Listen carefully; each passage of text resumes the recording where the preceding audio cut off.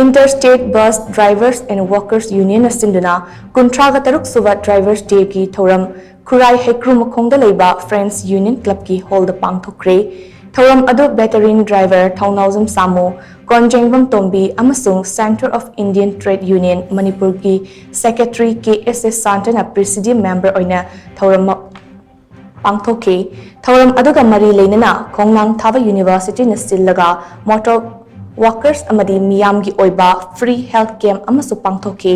Thouram aduga mari leinana Interstate Bus Drivers and Workers Union gi leikhidraba drivers amasung workers singi mafamda